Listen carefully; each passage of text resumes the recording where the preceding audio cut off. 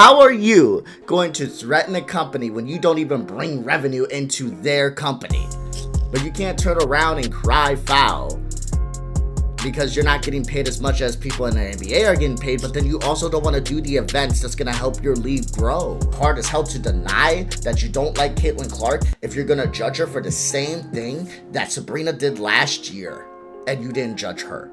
So the reason that the WNBA can't be Athlete of the Year is because the WNBA is not a singular athlete. Caitlin is a singular athlete. I'm sorry that you don't know how to read.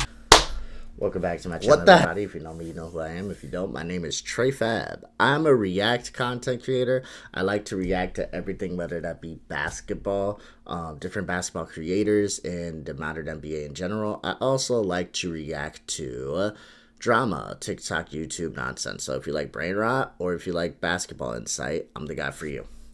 With that being said, today we're going to be reacting to a video. AM Hoops, I like the guy. WNBA players are destroying their own league now. Before we get to that, though, we got to speak on the Lakers game. I got my notes. Okay, we're going to pull my notes over here so I can read them. Before I give you guys my little basketball insight as far as the Lakers game goes, real quick, as a Bulls fan, I do want to give my Bulls some props for winning against the Lakers and the Nuggets back-to-back. I'm just saying. We take what we can get. Are we going far in the playoffs? No. Are we going to make any noise in the playoffs? No. Are we even getting past the play-in? Probably not. But did we beat the Lakers and the Nuggets back-to-back? Yeah, we did. So, I'll take the W's where I can take them, right? But let's talk about a team that should be contending. That, I'm going to be honest with you guys, been a little disappointed in the last couple games. I know they're on a 3-game losing streak, but granted, the last 2 games is where they actually started their starters. Let's talk about their game that they lost against the Magic last night. There's a few things that need to be talked about, okay? Luka had himself 32, 7, and 7. LeBron had 24, 7, and 6. Finney Smith put up 14. Reeves put up 18. Hashimura put up 5. I believe JJ decided to start DFS over Rui, which was interesting. Jared Vanderbilt, I got some things to say about him. So let's just get started. Let's just start with my notes here. Okay, so slow transition defense.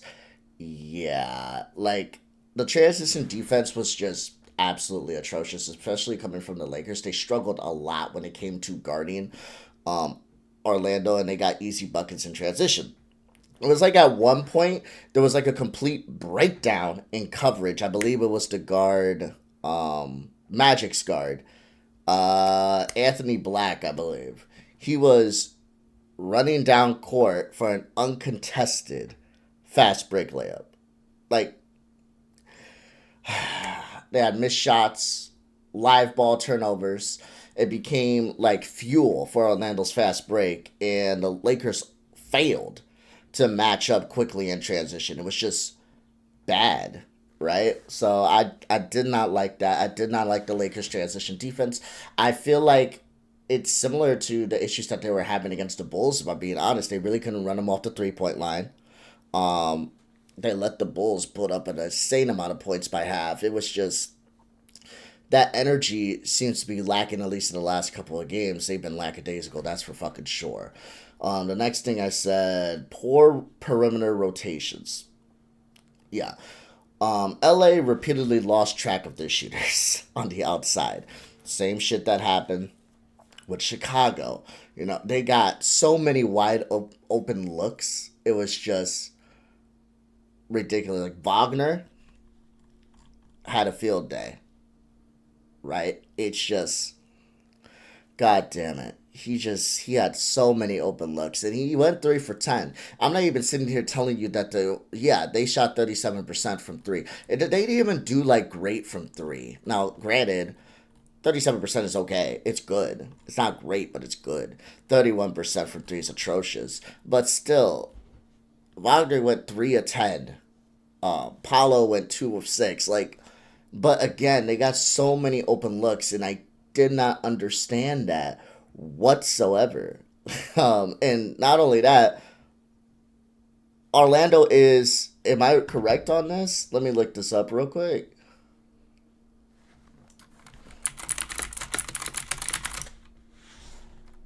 Yeah, Orlando is the worst 3-point shooting team. The NBA's worst 3-point shooting team. But they still got crushed when it comes to 3-point shots, 15 to 40, 10 to 32. Like, I just don't understand what was happening as far as the Lakers were, you know, defensively. It just was, it seemed like a collapse, an overall collapse. There was a lapse in rim protection. They like had no line of defense as far as like defense at the basket. There were too many instances where the Magic players were getting all the way to the rim without meeting any sort of resistance whatsoever. In one sequence in the fourth quarter, it was Wagner and he just blew past Doncic and scored a layup with no help defender stepping up at the rim.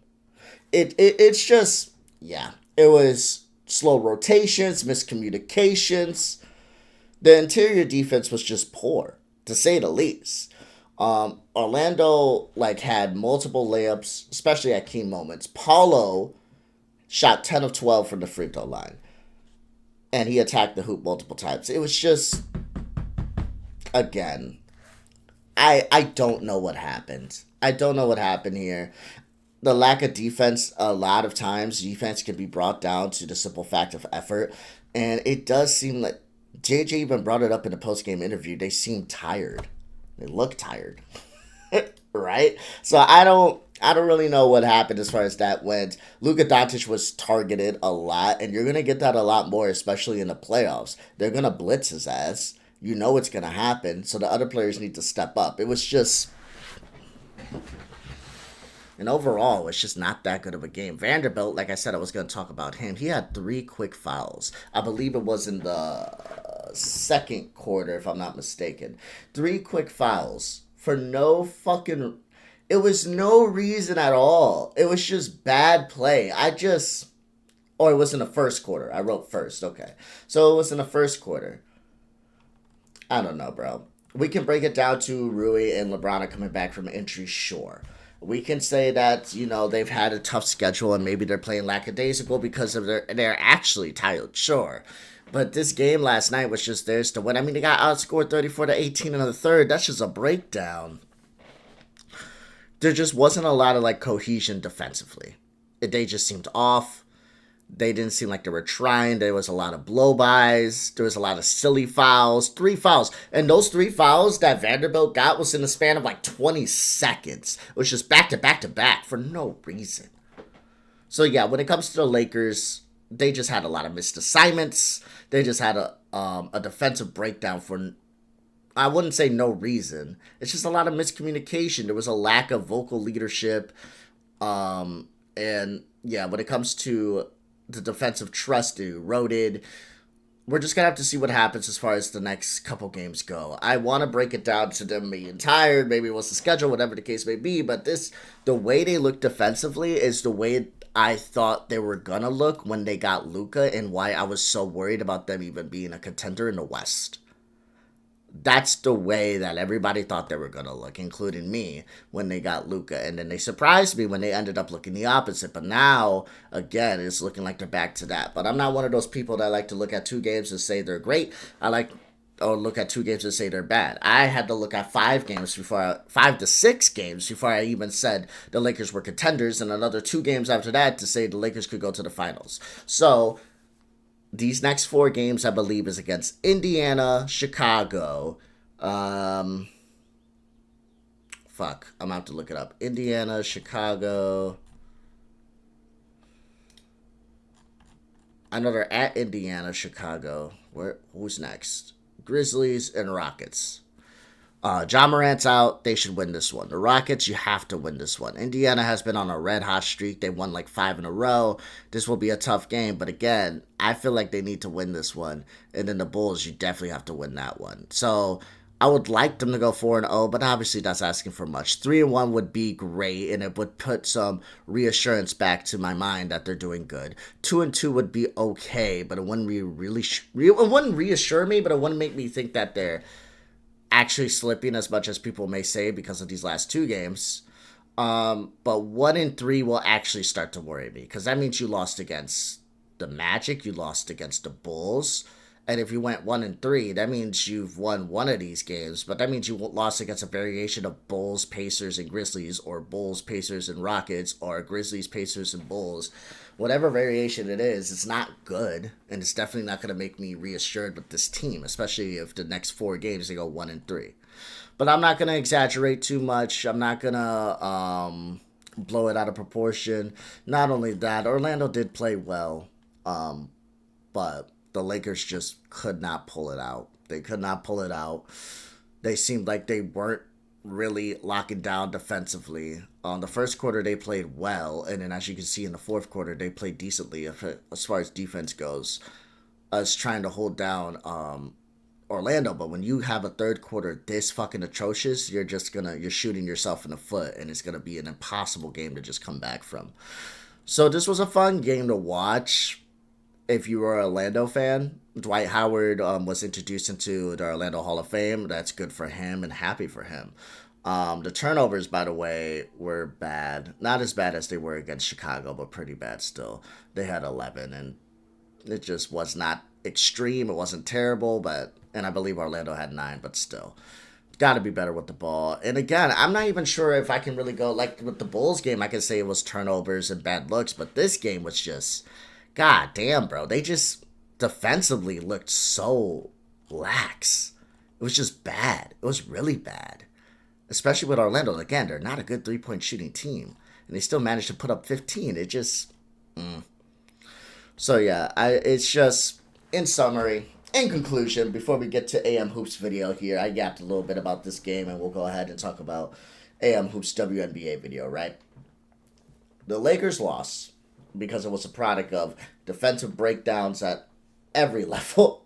Transition defense was bad. Miscommunication on rotations. Lackluster individual defense. Jesus, I can't speak. They allowed a average Orlando offense to just shine and look great. The Magic exploited every weakness, so I'm going to give that to them. They had good, smart move. They had good, smart ball movement. Okay, they were good from the 3 when they usually aren't. They were aggressive. And they were very communicative, especially when you watch the game. Wagner was getting his fucking team involved. Paolo was fucking excited. They said, let's go. After every shot, they were really into it. But yeah, we can really break this down. The lack of defense is what turned this, like, winnable game into just a frustrating loss for LA. So... we'll see what happens to the next 4 games. Again, they need to go 3-1 in my opinion for reinsurance. 2-2 for me to just feel like, I guess they're okay. And 1-3 will make me feel like they're just not doing good. But like I said, I don't want to make too much about one game. That's why I'm going to cut this video here at 12 minutes and leave it at that. But that's about it, guys. So let's go on and move to AM Hoops, right? WNBA. I'm sorry, guys. I'm really tired today. I can't even speak. WNBA players are destroying their own league now, okay? Don't worry. The energy is still going to be there. I'm going to give y'all my honest reaction and shit like that. Man, I don't know why I'm so fucking tired today. School and everything is just fucking annoying. Okay, with that being said, let's get this shit started. Ba-bam.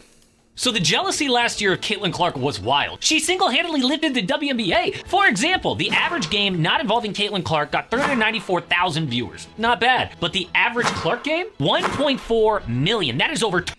I think the problem when it came to the Caitlin Clark thing, the problem that came with this is that too many times, too many interviews, too many videos that I've seen of just like jealousy, envy, anger towards Caitlin Clark. She's not the one that's like advertising herself as the face of the WNBA. Other people were saying that about her. And if you don't like that, you don't like that. It is what it is. But why don't you take advantage of that? The WNBA has been in the red for years. years, right?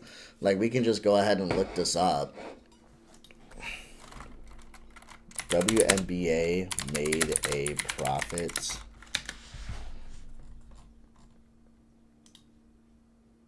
WNBA is expected to lose $50 million in 2024 despite the surging interest. Now imagine year in and year out before the Caitlin Clark fever took off. It's kind of crazy that she's part of the fever.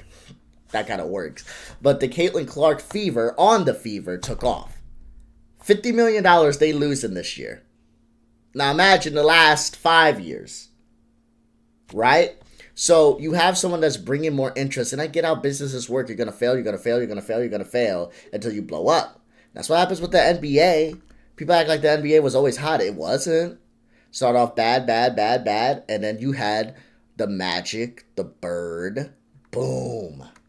They really took advantage of that rivalry. And you had the Jordan, boom. And then you had LeBron, boom. You know what I mean? You have these players come into the league, take advantage of them in a exploitative way. You know what I mean? Make sure they get paid and shit like that. But take advantage of the fact that they're part of your league. Make sure that you pay them well. Make sure that you get the same that they're giving to you. If they're going to give you a great product, make sure you put that product everywhere for people to see. But when you had so many people complaining and shitting the product, it doesn't look good. Like, Jesus, who gives a fuck if people are watching because of Clark? Guess what? She's not the only one on the team. She's not the only one on the floor. People may watch because of her and fall in love with other players. That's what happened with the NBA. People watch because of Magic and Bird. People started falling in love with Isaiah Thomas. People started falling in love with Joe Dumars. People started falling in love with Dennis Rodman. People started falling in love with different players from different teams. You understand what I'm saying? So why don't you just let her blow the product up and then you guys reap the reward of people also taking notice of your game. But when you're shitting on the game, you're going to push people away from even wanting to watch it. It's just not smart. 200% more viewers for one person, but it affected the whole league. Look at the WNBA finals since 2014. Hovered around 600K, but last year, 1.57 million. Without Caitlin Clark in the finals, by the way. This is interest generated by her bleeding over the entire game. But were people grateful? No. Just listen to Angel Reese. Yeah, the reason why we watching women's basketball is not just because of one person. It's because of me too, and I want y'all to realize that. Oh, people in the comments. It's just not that deep. Why are you so angry? You understand what I'm saying? People are watching because of you, Angel, as well. You're an extremely great rebounder. Extremely. You're an extreme great rebounder. I can't even speak. But yeah, you're a great rebounder, girl. You're a great double-double getter. I will say a lot of your rebounds are questionable. They make me very questionable on your skill level. I'm just going to keep it a bean with you. But you're still a good player. I know you get a lot of shit. I know there's a lot of lowlights. If you guys seen Angel Reed's lowlights, there's a decent amount of them. But hey, people can have lowlights. It doesn't take away from the fact that you're still a good player. But again, why are you so mad that people are watching Caitlin Clark and it's expanding your game, it's getting more eyes on your game? You know what I mean? Like, who cares? Who cares? Who gives a fuck?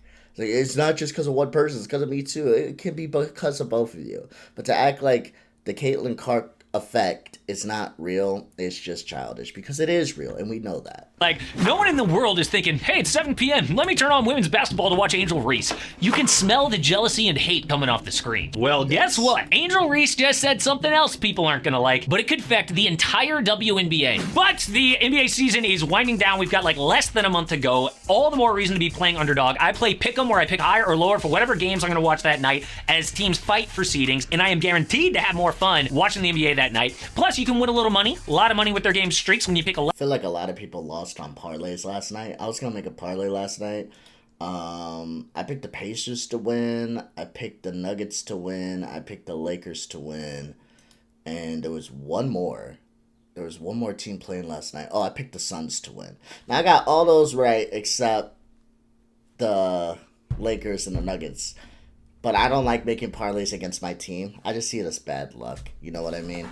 My Bulls team, I expect them to lose games against great teams, but I don't want to bet against them, so I never do. I'm happy I didn't. Jesus Christ. I'm happy I have that rule, because that would have broke it. The Orlando game would have broke it, but they both would have broke it. I didn't speak on the Nuggets today, but Jesus Christ, man.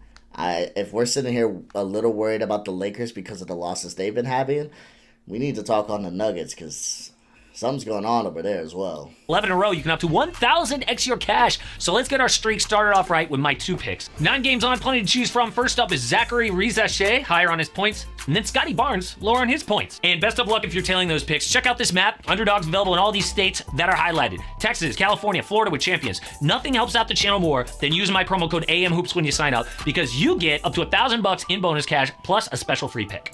So despite the boost in popularity, the W actually lost more money than ever last year. The NBA has kept the league going, costing about $10 million per year, but last season, the W lost $50 million. 5 times more. Why? Well, despite making more money, they spent more, mostly on private flights for players. Like, I was legit on a commercial flight once with the entire Dallas WNBA team. Can you imagine that in the NBA? It'd be like, yo, LeBron, can I get the window seat? So the WNBA players got their wish, but if you don't make money, it's kind of hard to pay the players. And Angel Reese says, yeah, we better get a raise or else. The CBA's coming up, and we deserve more. Because I'm hearing, if y'all don't give us what we want, we sitting out. Yeah, like... What kind of shit is that? I don't understand how that's even a threat. If you guys don't give us more money, we're going to sit out. Okay, that's cool. We're losing profit by paying you to even be out there in the first place. So that works, I guess. How are you going to threaten a company with revenue? How are you going to threaten a company when you don't even bring revenue into their company? That doesn't even work. On what planet does that work? You don't bring them any money. So they'll be like, okay, cool. Sit out, I guess. We save some money here. The fuck?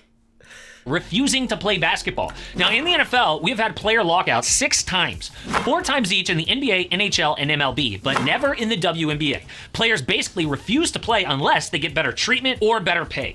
But why is this such a problem? I mean, Angel Reese and Caitlin Clark only made about $74K for their rookie season, and that's not going to cover Angel's lifestyle. I don't even think that pays one of my bills. I'm trying to think of like my rent for where I stay at. No, my rent is more than that. It's $8,000. That WNBA check don't pay a thing. Did I even pay my car note? Oh, that's not good. But luckily for Angel, she's got endorsement deals with Reebok, Beats by Dre, Reese's Pieces, but most players don't. In fact, most WNBA players have to play in other leagues just to get by. I'm talking China, Egypt, Turkey, Russia. It's why Brittany Griner was in Russia in the first place, to go to jail for almost a year. But if players go through with the strike, it could set the W back for years. All the progress that Caitlin Clark just gave them, thrown away and set on fire. This is the dirty little secret of the W. For over 30 years, they have made $0. NBA pays an average of $10 million per year to keep them afloat, and in return, owns 42% of their league. Yeah, the NBA is not doing this for free, okay? Adam Silver might want us to think that the NBA is doing this out of the goodness of their heart, but no. He said the W could be worth $10 billion someday, and they want some of that action. Someday. But again, I think they could be worth that someday. But in order to build that, you have to start with the blocks. You guys got to understand, you're not profitable. Why is that so hard to understand? Why is that so hard to get? You're not profitable. You guys wanted private jets, private planes, all this shit, and you're spending more. It's like spending more on a credit card, and you don't even have the money to pay it off. But you want me to give you more money that you don't have. You don't have any money to pay me for the credit card you overdrafted, but now you want to look at me and tell me to give you more money? What? Hey, no way, bro. I'm sorry, that ain't how life works. You know, this isn't like a man thing, a woman thing. This is just straight a business thing. It makes no type of sense. And also the lockout, it's going to hurt a lot, like you just said. There's a lot of players that have to go play in different leagues to get their money because they only got the Reese's Pieces deals. They ain't got the Beats by Dre deals. They ain't got all these deals that you got, Angel. They don't. They ain't lucky like that. So that paycheck they get, yeah, it ain't enough for them. So they got to go ahead and play somewhere else so they can live. And now you're going to take away their paycheck that they rely on because you feel like you're not getting enough when you make plenty enough. It just seems a little bit selfish to me. You're going to sit out because you feel like you're not getting enough money when the people below you are getting not even a quarter of what you make. That's not fair. That's not fair. Because it's like, damn, have you ever even consulted them? Do they want that? If they want that, whatever, go ahead. I don't think it's going to go anywhere, but it is what it is. It's what you guys want to do. But have you consulted them? Is that something they want to do? Because if it isn't, why the hell are you doing it? On top of that, last year the W sold another 16% of the league for $75 million, partly to pay for those private flights. So the WNBA only owns 42% of their own league. That means when players say they want a 50-50 split, just like the NBA players, 50% of what? You only own 42% of your own league. You sold the other 58% just to keep the lights on. So imagine when these players demand 50% of somebody else's money. No, we paid for this league for over 30 years, then right when you become popular, you want money? So if the women strike, it will be terrible. Right when people get invested in the WNBA, following teams in the league, they sit out. This happened in baseball for the 1994 season. They lost millions of fans, took like a decade to recover. The WNBA cannot afford that. It's the worst time to strike, right? Like right when they've got a little bit of momentum for the very first time, but that's not the only way to destroy their league. The Steph versus Sabrina 3-point challenge was the most successful event at NBA All-Star in decades. Basically, Steph Curry played... Yeah, that was fun. I thought it was fun to have the two go up against each other as far as the 3-point contest goes. I thought it was interesting. I had my money on Steph. I won some money that night for sure. But I thought it was fun. I thought it was interesting. And that's how you get people to cross over from NBA fans to WNBA fans as well. Get exposure. Like, I thought this was good. I wonder what he's going to bring up, though. I'm curious. Because there's no way people were talking bad on this. Like, this was good. Played Sabrina Ionescu 1v1 in a 3-point contest. Steph won 29-26. It was great. In fact, the event peaked at 5.4 million viewers on TNT. And for context, that recent Lakers-Celtics game with Luka got 4.6 million viewers, highest rated regular season game in 7 years. Steph Sabrina got 1 million more people. That is a huge win for the WNBA and women's basketball in general. So imagine what Steph versus Caitlin Clark would get. NBA All-Star in San Francisco where Steph plays. They invited Caitlin to set records and she said no. Her official reason was, she didn't want to take shots off of a ball rack because mainly her training is off catch and shoot threes. Yeah, right.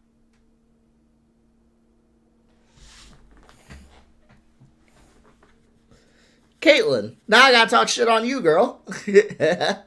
Now I gotta talk shit on you. I'm sorry. I don't care if you're Caitlin Clark, Angel Reese. I don't care who you are. You do shit like this, I'm calling you out. What the fuck are you doing? What are you doing? What are you doing? What are you doing? What are you doing? You care about expanding your league and blowing it up. Like, I don't understand. I bet you Sabrina had to shoot with, like, male balls, right? She tried to shoot with bigger balls. Balls. But, again, what kind of, like, selfish attitude is that? Okay, so maybe your shot isn't perfect, and maybe you end up losing against Steph, or maybe you don't. But that's not the point. The point is to expand your league and to get more eyes on it. Is your ego so inflated that you're worried about losing to one of the best shooters of all time? Okay. Sorry. And you don't want to take the chance that you might be handicapped? Because I get it. Catch and shoot is different from grabbing off a rack. That is different. But you're worried about, your shot not being good enough and maybe losing against, again, one of the best shooters of all time. I'm sorry. I know I'm not NBA, WNBA, none of that shit. But if I can get up like 5 threes at this type of shit and get 5 threes against like Steph's fucking 21, I'm still going to be happy. Like, what are we doing right now? You would lose against Steph Curry. It's not like you're losing against Joe Schmo. That's kind of selfish. I'm going to be honest with you. That makes me a little disappointed in Caitlin, especially when you're trying to blow up. This is what I'm saying. When it came to Bird and when it came to Magic, especially when it came to the expansion of the NBA and blowing it up, they understood what that meant and they took it very seriously and they really wanted the product to expand and blow up. But it feels like the players in the WNBA, they kind of, even Caitlin Clark, they kind of want it to just happen and they feel like it just should happen. And that's just not how life works, nor how it should work either.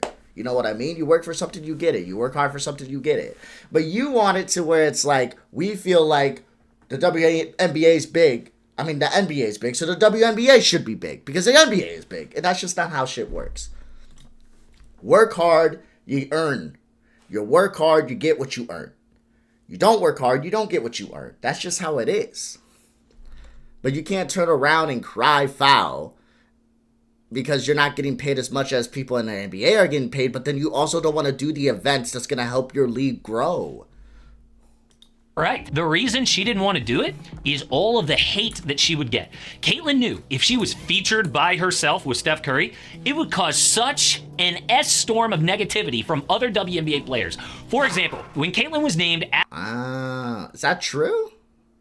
Or is that just him speculating? Because she said it was something about the rack, or we just kind of speculated here. Let me go back. ...is off catch and shoot threes. Yeah, right. The reason she didn't want to do... He's speculating. Okay. So we don't know this for sure. I can probably... I don't know. She might have gotten hate. I don't know. I feel like it would be hypocritical. Now, albeit for the WNBA to kind of shit on Caitlyn, they've been doing that a lot. WNBA players, I'm not going to say the WNBA. WNBA players to shit on Caitlyn, they've been doing that a decent amount. I will admit to that, for sure. You got Taurasi that was shitting on her. You had Reese that was shitting on her. I get that. But one thing I do want to bring up is it would be extremely hypocritical if Sabrina went and did it against Steph and then they're going to shit on Caitlyn when they were praising Sabrina for it. I feel like that would be too on the nose. You guys know what I mean? I'm not saying that they probably wouldn't do it behind closed doors. I just feel like it would, even Reese, it would be too on the nose when you were just praising Sabrina. Even when she doesn't like Caitlyn, she probably wants to say something. She knows it would be way too on the nose and people would be ready to tear at her because she already is fighting the allegations of hating Caitlyn in the first place, and she denies it. It's going to be hard as hell to deny that you don't like Caitlyn Clark if you're going to judge her for the same thing that Sabrina did last year and you didn't judge her. So I disagree with the speculation as far as the WNBA players hating on Caitlyn, only because I just feel like they're not that stupid. But I could be wrong. But that's just my opinion, just like this is. Do it is all of the hate that she would get. Caitlyn knew if she was featured by herself with Steph Curry, it would cause such an S-storm of negativity from other WNBA players. For example, when Caitlyn was named Athlete of the Year by Time Magazine, co-owner of the Mystics, Sheila Johnson, said, "Why couldn't we have put the whole WNBA on that cover? Instead, the WNBA is the League of the Year. We have so much talent out there that's been unrecognized. I don't think we can pin it on just one player." Because it's... Motherfucker, do you not know how to read? What does this say? Athlete. Because the WNBA is an entity made up of many athletes. So the reason that the WNBA can't be Athlete of the Year is because the WNBA is not a singular athlete. Caitlyn is a singular athlete. I'm sorry that you don't know how to read. What the hell? What the hell? That's so stupid. What are we talking about? Caitlyn Clark is an athlete. That's why Caitlyn Clark is Athlete of the Year. WNBA is an entity made up of many athletes. That's why they're not on the cover for Athlete of the Year. I don't know why see, this is what I'm talking about. That's hate. You're just hating because your fucking logic doesn't connect. It makes no sense. Co-owner of the Mystics, Sheila Johnson, said, "Why couldn't we have put the whole WNBA on that cover? Instead, the WNBA is the League of the Year. We have so much talent out there that's been unrecognized. I don't think we can pin it on just one player." Are you kidding? And if you read inside that magazine, Caitlyn Clark herself feels guilty about her success. I want to say that I've earned every single thing, but as a white person, there's privilege. A lot of those players in the league that have been really good have been black players. This league has kind of been built on them, and the more we can appreciate that, I think it's very important. Okay, so I am not one to bring up race, but she is obviously hearing that message. So to be clear, there have been plenty of talented white WNBA players before. Stars like Diana Taurasi, Sue Bird, Sabrina Ionescu, but none of them were this popular because they were white. The reason Caitlin Clark is this popular is for being like a female Steph Curry. She hits logo threes. She's an amazing passer. Some people out there are probably rooting for her because she's white, and that is messed up. But her gigantic popularity cannot be explained just from her skin color. There have been so many other great white players. She's different. So imagine how huge Steph versus Caitlin could have been for the WNBA. Exactly. And the argument, I don't like that argument. I understand that there's people that say, oh, it's because she's white, it's because she's white. He brings up the point that there's been many white players before, and they have not blown up like this. And this is kind of the argument to get into hip-hop a little bit. I don't really speak on hip-hop videos and stuff like that, but Eminem, to me, top 5. Top 5 to me. That is what it is. I believe Eminem's a top 5 rapper of all time. And I've heard the arguments all the time that the reason he's even as big as he is because he's white. And that just doesn't make sense to me because there's been plenty of white rappers before him have not blown up to the degree that he has. And there's been plenty of white rappers after him that have not blown up to the degree that he has. I believe Eminem is a crazy fucking lyricist. One of a kind talent. Amazing fucking producer. He produced many good tracks for Nas, Jay-Z, even tracks for people like Pink. Okay? He's a great producer. And, again, talented mind. And a good dad. So I like Eminem. I think he's a top 5 rapper all time. But when it comes to the argument of like the only reason he's big is because he's white, I can say that him being white may play a little bit into his success, just like Caitlyn being white can play a little bit into her success. But it doesn't explain why she's as big or he's as big. That it doesn't explain that because, again, white players before her, great white players, not just white players, great white players before her didn't blow up. Great white rappers after and before Eminem. I'm very hesitant to say that, but there were white rappers before and after Eminem. He blew up. Okay, so I just put it like that. I feel like race, we can have that conversation. It can play a little bit into it, but at the end of the day, when we really break it down, I mean, if that was the case, you have great white players. Why haven't they blown up? You know what I mean?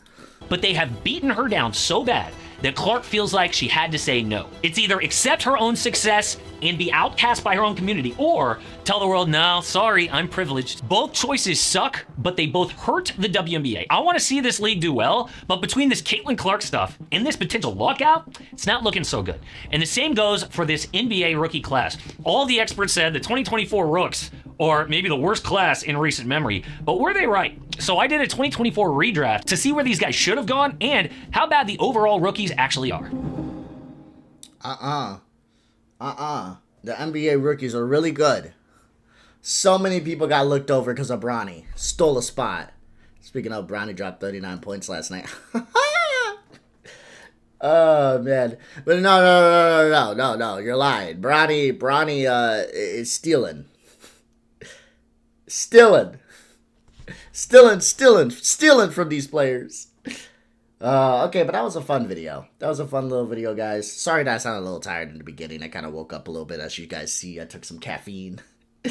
But yeah, this was an interesting video. Is that Johnny? Yeah, that's Johnny. This was an interesting video. I hope you guys liked it. AM Hoops, great guy. Subscribe to his channel. He's pretty cool as well. If you guys have any content you want me to react to, please let me know. If there's anything you want me to talk about, let me know. If there's anything on your guys' mind, let me know. Please like, comment, subscribe. Have a great day, guys. I love you. Even if you're not part of this channel, I want you to do great. And pieces, deuces. Until next time, friends.